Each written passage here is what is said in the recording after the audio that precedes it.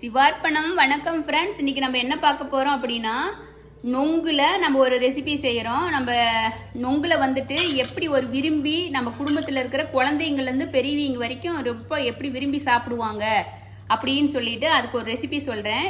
என்ன பண்ணணும் ஃப்ரெண்ட்ஸ், நம்ம நொங்கு வாங்கிட்டு வந்துடுறோம். நொங்கு வாங்கிட்டு வந்துட்டு அந்த தோலெல்லாம் எடுத்துட்டு ஒரு குண்டாவில் வந்து நொங்க போட்டு நல்லா நீங்கள் மிக்சியிலலாம் அடிக்கக்கூடாது, கையில் வந்துட்டு நல்லா கரைச்சிருங்க. நம்ம இலை நொங்கா வாங்கிட்டு வாங்க, நல்ல கையில் வந்து நெகு நெகு நெகுன்னு நல்லா குட்டி குட்டியாக இருக்கிற மாதிரி நல்லா நல்லா கரைச்சிருங்க. எப்படின்னா நம்ம புளி கரைப்போம் இல்லைங்களா, அது மாதிரி நல்லா கையில் கரைச்சி எல்லாம் சின்ன சின்ன பீஸ் ஆகிற வரைக்கும் கரைச்ச பிறகு அதில் வந்துட்டு நாட்டு சக்கரை போடுறவங்க வந்து நாட்டு சக்கரை கருப்பட்டி தான் யூஸ் பண்ணுவீங்கன்னா அது மாதிரி அதை போட்டுக்குங்க. நான் வந்து எப்பவுமே வெள்ளை சக்கரை தான் நான் யூஸ் பண்ணுவேன். ஏன்னா எனக்கு வந்து வெள்ளை சக்கரையில் பண்ணால் தான் இது ரொம்ப நல்லா இருக்கும். அதனால நான் வெள்ளை சக்கரை போட்டேன்.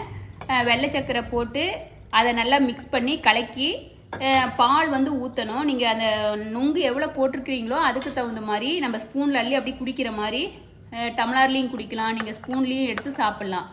அதுக்கு தகுந்த மாதிரி பால் ஊற்றிக்கிங்க. ரொம்ப அதிகமாகலாம் ஊற்றிடாதீங்க.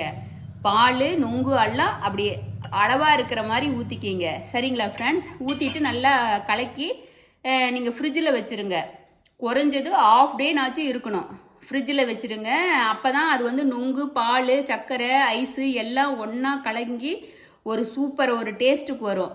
வந்த பிறகு நீங்கள் அந்த ஜில்லுன்னு சொல்லிட்டு அதை வந்து நீங்கள் எடுத்து சாப்பிட்டீங்கன்னா இந்த வெயிலுக்கு வந்து அவ்வளோ சூப்பராக டேஸ்ட்டாக இருக்குது. நீங்கள் ஒரு தடவை இதை சாப்பிட்டுட்டீங்கன்னா நீங்கள் நொங்கு வந்து செப்பரேட்டாக சாப்பிடவே மாட்டீங்க, இது மாதிரி தான் சாப்பிடுவீங்க. இது வந்துட்டு எனக்கு என் சன்னோட ஃப்ரெண்டு வீட்டில் வந்துட்டு அவங்க பேரண்ட்ஸ் வந்து இது சொன்னாங்க. இது ஒரு 20 வருஷத்துக்கு முன்னாடி எனக்கு சொன்னாங்க. இப்படி இதை ஒரு தடவை ஊருக்கு போனப்போ எடுத்து கொடுத்து இது மாதிரி தான் நாங்கள் பண்ணுவோன்னு காமிச்சாங்க.